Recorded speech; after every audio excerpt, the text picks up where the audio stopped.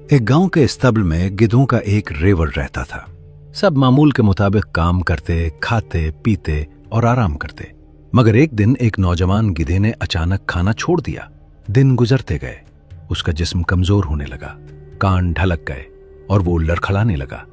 बाप ने यह हाल देखा तो बेचैन हो गया।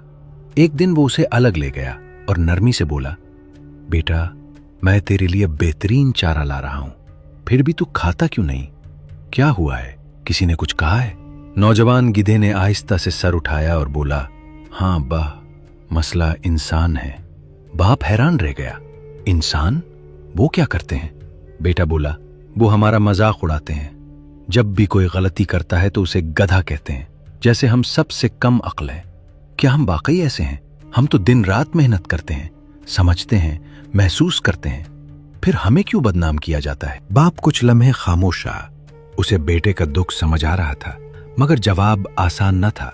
फिर उसने अपने कान हिलाए, सांस लिया और कहा, बेटा, इंसानों को अल्लाह ने बहुत इज्जत दी, मगर उन्होंने खुद अपनी कदर कम कर ली। उन्होंने हमें नहीं, पहले खुद को नुकसान पहुंचाया है।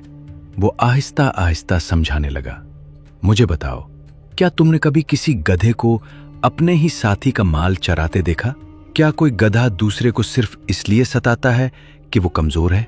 क्या हम रंग, नस्ल या जबान पर एक दूसरे से नफरत करते हैं? क्या हम अपने ही रीवर के खिलाफ साजिश करते हैं? नहीं ना।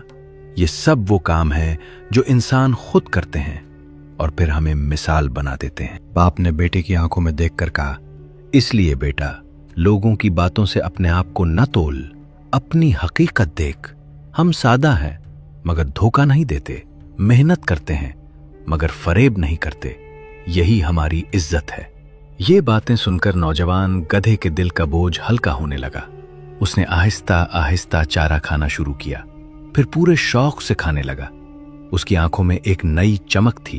वो बोला, अब्बा, मैं वैसा ही रहूंगा जैसा हूं, मुझे किसी के लफ्जों से अपनी पहचान नहीं बदलनी।